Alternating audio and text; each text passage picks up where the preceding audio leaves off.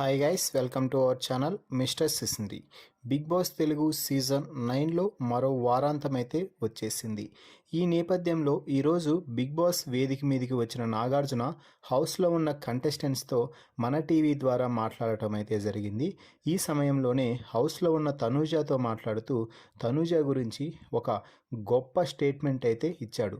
ముందుగా తనూజాతో మాట్లాడుతూ, తనూజ నీ ఆరోగ్యం అంతా ఇప్పుడు బాగుంది కదా, ఆల్ ఆర్ సెట్ అంటూ అడిగితే, అంతా ఓకే సార్, ఇప్పుడు ఎవ్రీథింగ్ ఈజ్ ఫైన్, నేను చాలా హ్యాపీగా ఉన్నాను అంటూ చెప్పడంతో, అవునా అమ్మ, నీకు హెల్త్ బాగాలేదు అని తెలిసి నేను కూడా కొంచెం టెన్షన్ ఫీల్ అయ్యాను.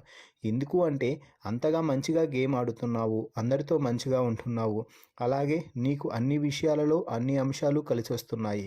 ఈ సమయంలో నువ్వు హెల్త్ పాడు చేసుకుంటే అది నీకు చాలా ఎఫెక్ట్ అవుతుందని అనుకున్నాను, కానీ అంతా ఓకే కదా, అన్నీ సెట్ అయిపోయాయి, చాలా హ్యాపీ. నిన్ను చూస్తే 16 అనాల తెలుగు అమ్మాయిని చూసినట్టుగా అనిపిస్తుంది, నీలాంటి అమ్మాయి మా ఇంట్లో కూడా ఉండాలి అనిపించింది అంటూ చెప్పడంతో తనూజ చాలా హ్యాపీగా ఫీల్ అయ్యి, thank you sir, thank you so much. ఈ మాటలు నన్ను ఈ సీజన్ విన్నర్గా చేసినా కూడా ఇంత ఆనందాన్ని ఇస్తాయో లేవో, కానీ మీ మాటలు మాత్రం ఖచ్చితంగా నాకు దానికంటే రెట్టింపు సార్ అంటూ తనూజ చాలా సంతోషంగా ఫీల్ అయిందనే చెప్పాలి. ఆ తర్వాత తనూజ ఆట గురించి చెప్తూ, తనూజ బాగానే గేమ్ ఆడుతున్నావు, కానీ ఎక్కడో కొంచెం ఏదో పొరపాటు చేస్తున్నట్టుగా అనిపిస్తుంది.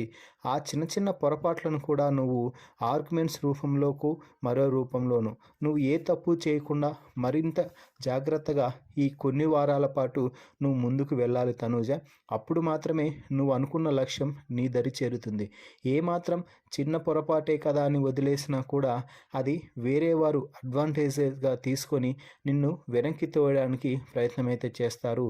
ఈ వారం అంటే ఈ వచ్చే కొన్ని వారాల పాటు కూడా నువ్వు చాలా జాగ్రత్తగా వహించి గేమ్స్లో, టాస్కుల్లో, ఆటల్లో, మాటల్లో ముందుకు పోవాలి అంటూ చెప్పడం అయితే జరిగింది.